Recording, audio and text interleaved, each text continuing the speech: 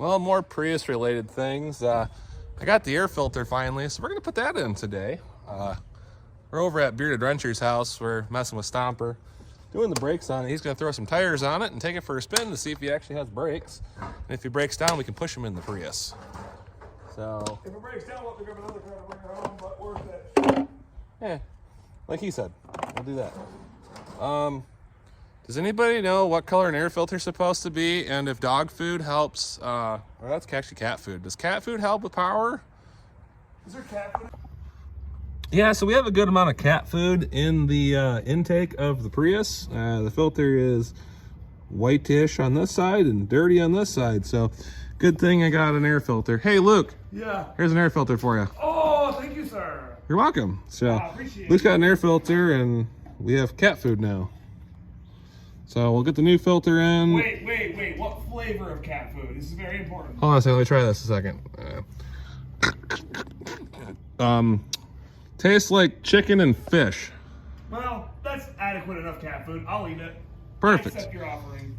All right. Well, if Gabby would have been here, you know, like she was the other day, learning to do the oil change, she could have Gabby does cleaned the love food. cars more than I think any other cat in the world. Right? All right, we're at the Bearded Rancher's house with the lifted Prius. I'm going to be installing some 1-inch coil spring spacers on the rear. The car has a little bit of a rake to it right now, the opposite direction that I'd like. And just want to get that taken care of. Since the struts are only about a year old and I don't really want to have to change them out again, just figured put these little blocks in there. I've been using the Prius as a truck essentially lately, and been hauling a lot of weight, so it could be part of the problem I'm having, but just figured it'd be a quick, thing to do. They were only about $8 or so at AutoZone. It says it'll give it about 1.5 inches of lift, so try it out. All right, at Luke's house here inside, because like I said, he's got a nice floor. I mean, it's not really nice anymore. There's transmission fluid and oil dry everywhere. Yeah, but you do work in your garage, so. I was here. I was present. I don't know if I worked. Well, I have a dirt floor, and it might have more oil dry in it than Dirt. you. Yeah, I can see that. I've been in there a few times. So yeah, got the tire off, and wheel and tire. And what we're gonna do is we're gonna put the spacers in these coils, and I got the suspension drooped out with the jack underneath it on the frame. And I kind of like the height of the Prius here. It's taller than the Stomper, so it is. Maybe we'll have to lift it even taller. Do it. I'm game. Yeah, my wife watches these videos. She's gonna see this and comment. Hi, April. She's like, why are we lifting the Prius even more? Well, I drive it every day, so. And you hate your Prius. The kitty says so. Yeah. Grumpy Cat hates the Prius. So yeah, I'm gonna go in the front here. I can remember to do stuff and not get distracted by things. Look, the car unlocked itself. Oh gosh, you gotta put that down.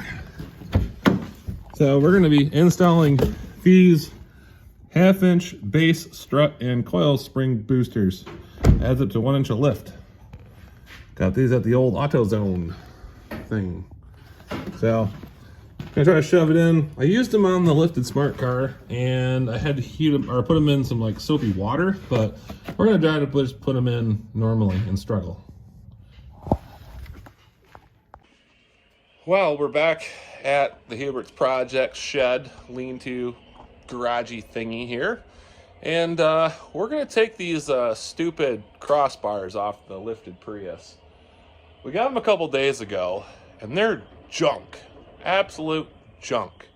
The only one that actually functions correctly is the rear one, and they were definitely not worth the $43 I think they were off of eBay.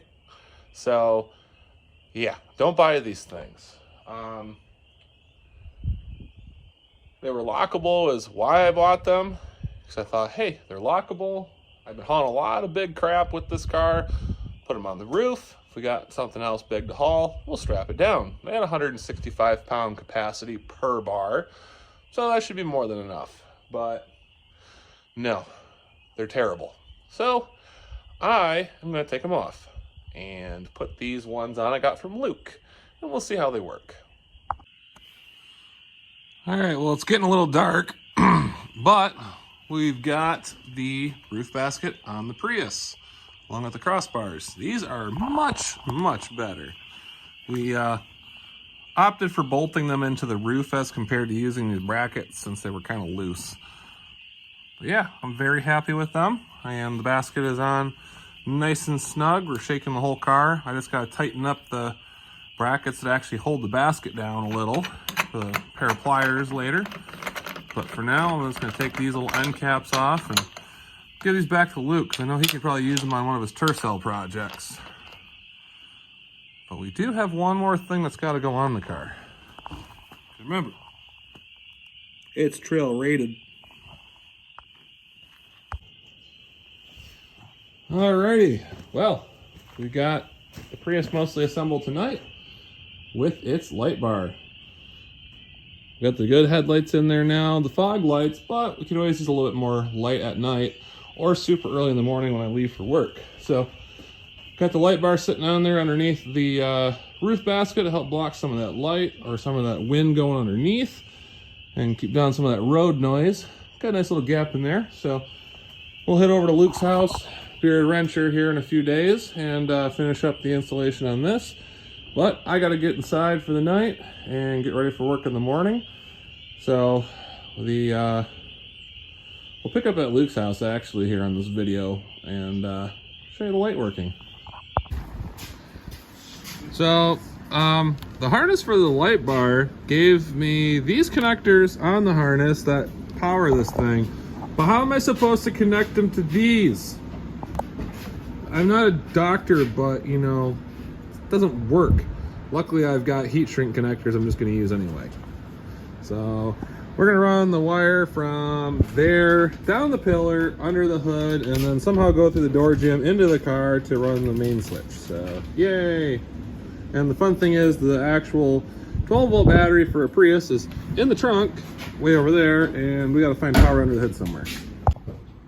Well, a bit of an embarrassing moment. I actually came to Luke's house to figure out my wipers didn't work. Turns out the connector just wasn't plugged in all the way. So now my wipers work, but figured I would just wire the light bar in at the same time since I already had the cowl off, and it took all of like 3 minutes to do that because there was a connector under there. So all I did was run the wire down, connected it in, and through the door jamb, and it's on my dashboard. I'll pull the pillar down on the inside and hide all that wiring later, but for now, it's good enough for me. All right, moment of truth on how bright this light bar is. Let's start the car a second. Waiting for Perry. Oh God, who's Perry? Paired. Oh, now we're paired, but we didn't find Perry. All right, so there's our normal headlights, and oh God, I gotta clean my window. But yeah, that's definitely brighter. So gonna have to reposition that light, and should be good.